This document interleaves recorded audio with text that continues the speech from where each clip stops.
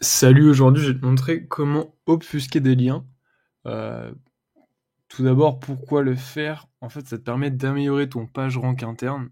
Donc après, je vais te donner deux ressources pour que tu en saches plus et que tu puisses approfondir le sujet si tu veux. Et aussi cacher des affiliations, dans le sens où si tu fais des liens vers des liens traqués, d'affiliés, ce genre de choses, bah, tu peux remonter ces liens à travers d'outils comme SEMrush, SRanking, dès lors que tu peux avoir accès au backlink.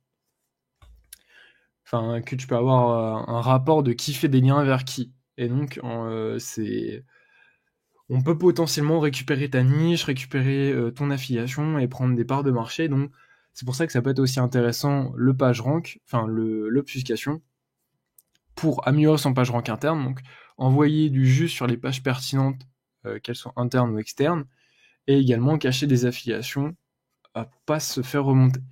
Donc, à titre d'exemple, voilà ce que ça peut donner. Enfin, non, tout d'abord, les sources.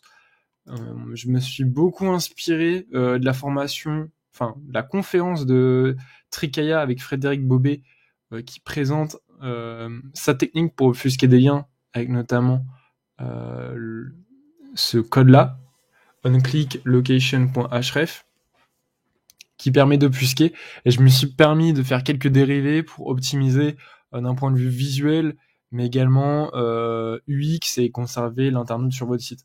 Donc ça, je vais vous montrer ça tout de suite après.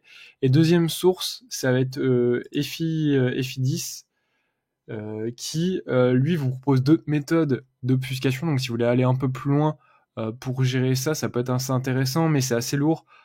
Il y a notamment de la base 64, par exemple ici, qui est peu automatisable, ou via du JavaScript. Enfin, il y a plein de solutions. Mais pour le coup, pour avoir testé pas mal de choses, la méthode de Frédéric Bobet reste la meilleure. Donc à titre d'exemple, voilà ce qu'est un lien basique. Donc on peut voir juste à gauche comment apparaît le lien. Et mince, je vais vous montrer ça après. Ici, c'est un lien obfusqué, donc on voit juste à gauche le lien, il n'apparaît pas. Et par exemple, qu'est-ce que donne un lien obfusqué pour donner l'impression que ce soit un lien dans le contenu? Bah, on voit bien que le lien n'apparaît pas. Et si on vérifie dans le code, tac, et que je vous mets la console Google, donc là, je suis bien sur lien basique, on voit bien que le lien apparaît, que le lien est suivi par Google. Par contre, les autres liens, le bouton, on voit bien qu'il n'y a pas de lien, enfin en tout cas il n'est pas tracé par Google, on voit bien que c'est pas un href.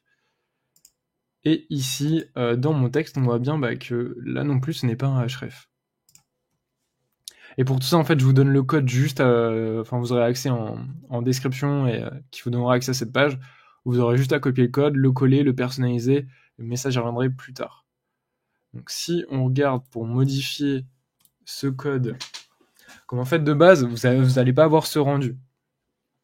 Moi, je me suis permis d'optimiser en fait, le code de Frédéric pour qu'il soit charté à votre site, qui corresponde à vos besoins et des bons CTA.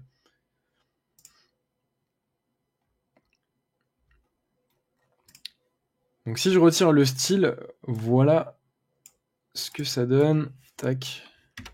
Ça donne ça. Donc en fait, tout fonctionne bien. Par contre, là, quand on passe la souris sur ici, il n'y a rien qui se passe, on ne sait pas que c'est un lien. Là, on voit que c'est pas charté à mon site internet.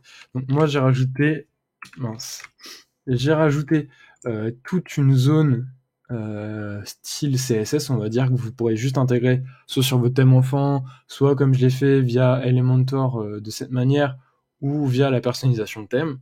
Mais globalement, qu'est-ce qu'il faudra changer? Ce sont le background color, la police, faudra rajouter peut-être quelque chose. Et en gros, c'est tout ce qui va toucher à la couleur qu'il faudra changer. Mais l'avantage de ma méthode, enfin en tout cas de la petite modification que j'ai fait, c'est que le style s'intègre bien. Et surtout, c'est qu'avec la méthode de base de Frédéric, c'est qu'il n'y a pas le Windows Open, si je dis pas de bêtises. Donc, je vais juste vérifier. Hop. Donc voilà, si je reprends la version de Frédéric, en fait, quand on clique sur le lien s'ouvre dans la même page. Donc si je vous fais un exemple. Donc voilà, avec la version de Frédéric, si je reviens à son code initial, Donc là, j'ai personnalisé en CSS, mais ça faisait en sorte qu'au final, on restait sur le même onglet et on venait sur le site. Moi, ce qui me dérangeait un peu, c'était de perdre mon trafic et de l'exposer sur un autre site. Bon, même s'il y a mon affiliation, même s'il y a quelque chose derrière, ça m'embête un peu, ça qui fait quitter l'internaute de mon site, et je trouvais pas ça optimal.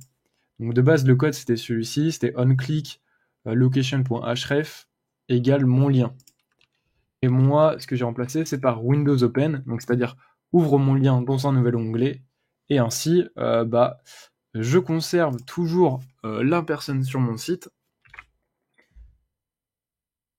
Hop, comme ça. Et on voit bien qu'aussi que le lien est bien gardé, le lien tracking, ce qui est assez intéressant. Et là, vous avez le code, il n'y a plus qu'à personnaliser, comme je vous disais, le background color, la couleur de police ici, et pareil, juste ici pour le span, le fake href. À noter que pour cette partie, il faut créer une balise P qui inclut le lien. Sinon, ça va vous faire un retour à la ligne si vous excluez, par exemple, si vous faites ça, ça vous fera un retour à la ligne, par exemple. Vous pouvez bien penser à ça.